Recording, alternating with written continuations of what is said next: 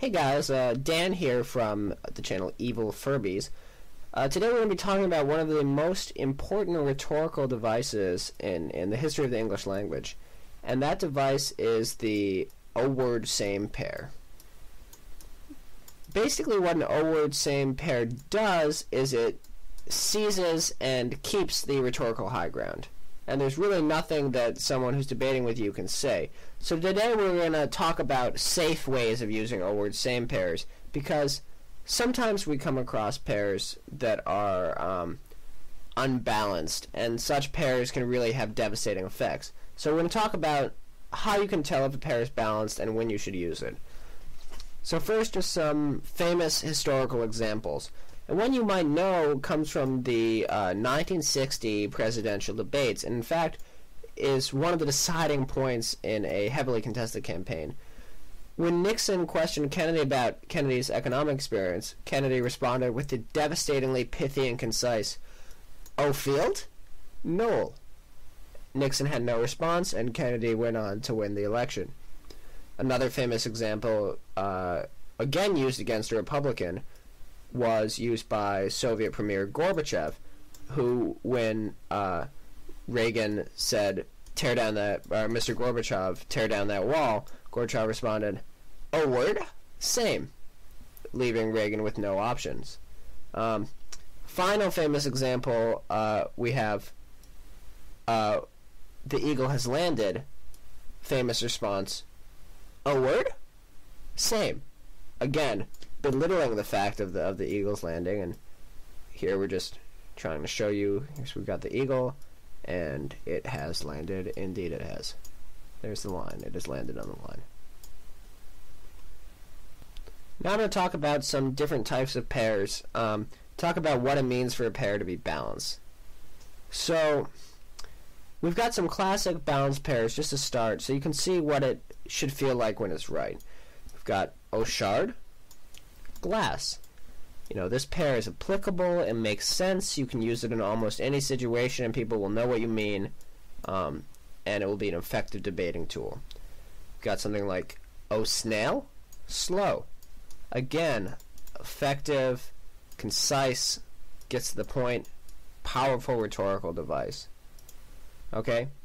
We've got something like, again, what Kennedy used, Field, no. Again, right to the point, powerful, gets the job done. Now let's look at some slightly unbalanced O-word same pairs so you can know what I mean. And we'll get back to these later.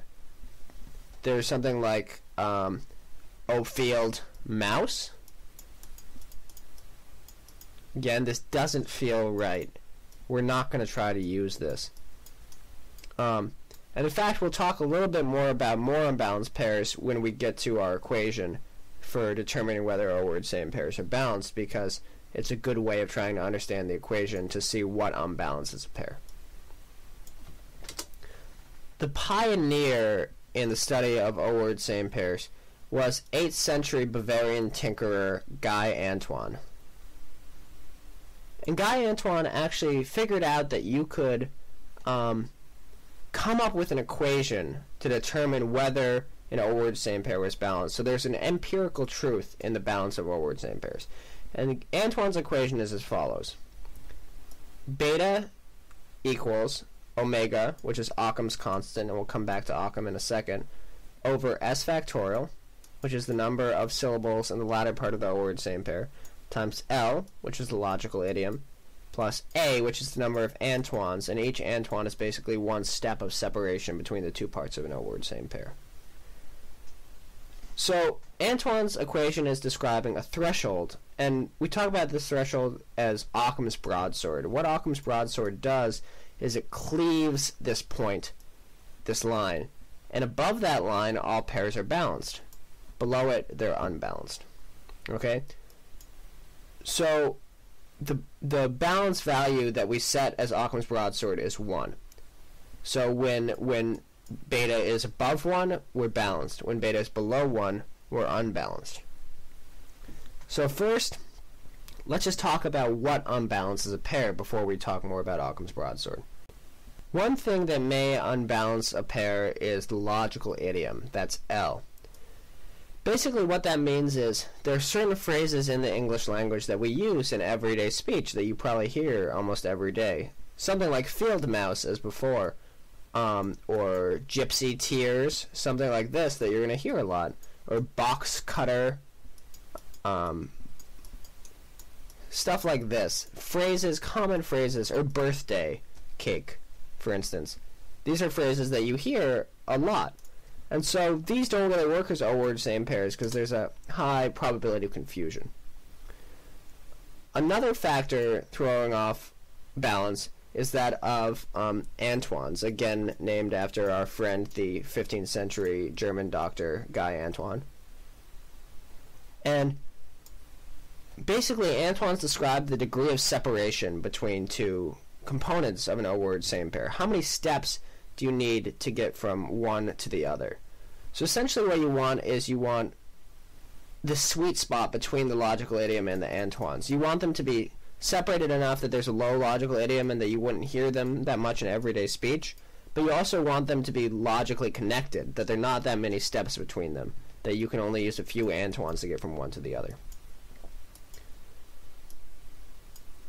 Our final factor is syllables, and syllables can have a huge impact on the balance because of the factorial that we see.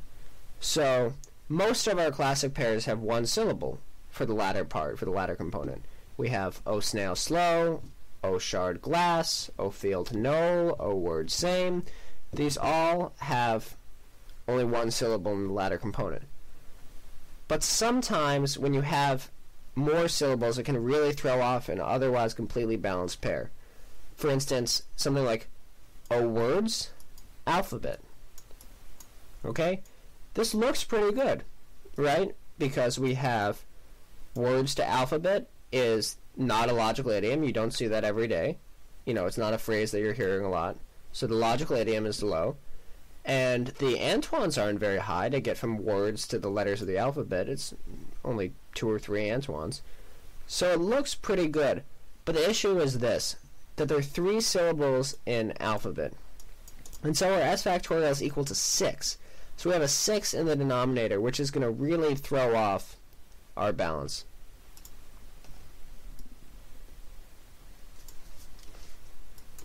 So now let's talk about Occam's broadsword, our value of 1. For this value, we choose the O-word same pair, O sprain, ankle. And the reason is because this is a pair that is neither balanced nor unbalanced. It feels not quite right, but it also doesn't feel like it's completely wrong. And the reason for this is as follows. The logical idiom here is not very big. It's only about 1.5, right? There's no phrase sprain ankle. There's ankle sprain and sprained ankle. But sprain ankle is not a common phrase. You're not hearing that every day. So our logical idiom is not very high. Furthermore, the Antoines between them aren't very high either, because a sprain is a common injury that happens to your ankle. So our Antoines are only about 2.8. Okay? The issue is syllables. Syllables wouldn't play a big role if all else were equal, but seeing as we've got a couple Antoines, we've got some degree of logic, the fact that syllables are 2 in the latter and that S factorial is 2 means that you're multiplying by 2 what would otherwise be balanced. And so what happens is it doesn't quite unbalance it, but it makes it a little stranger. And for that reason, we set this as the threshold. So now we can actually figure out Occam's constant, our omega. So what we do is we say that our beta is equal to 1, and omega, and so 1 is equal to omega over 2 times the quantity of 1.5 plus 2.8.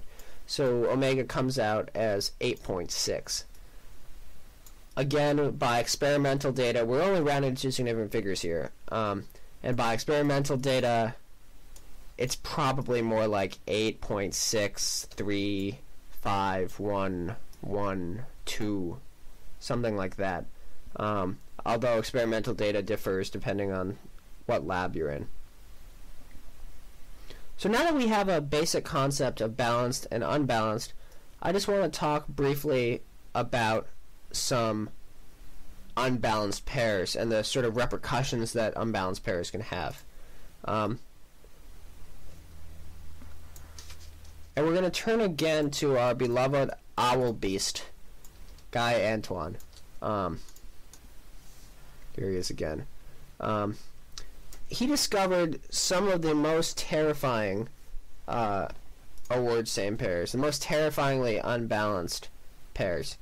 The first one he discovered is a name, and names are never balanced because they have, by their very nature, a logical idiom. They always go together.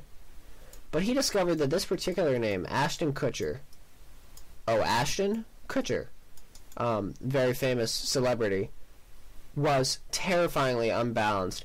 For some reason, you had incredibly large logical idiom, tiny Antoines. For some reason, to get from Ashton to Kutcher is a lot of steps, and they're 2 syllables in Kutcher. So, just in every way wrong. Next, he discovered an even more unbalanced pair.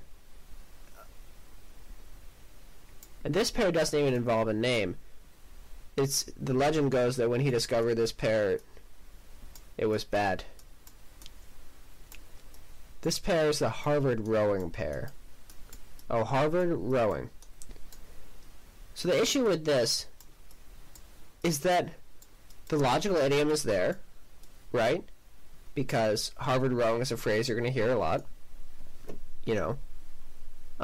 It's a common phrase. They go together. The Antoines are high because they get from the abstract concept of a university to a sport. That's a big jump. And finally, there are 2 syllables in rowing. So Harvard rowing is a terrible, terrible, unbalanced word-same pair. So, yeah, I think we have a basic concept of the word-same pair. And again, you have to be amazed by how much our friend, the hobgoblin Nazi general Guy Antoine, contributed to the study of word-same pairs. So I hope this has been informative. This has been an Evil Furbies production.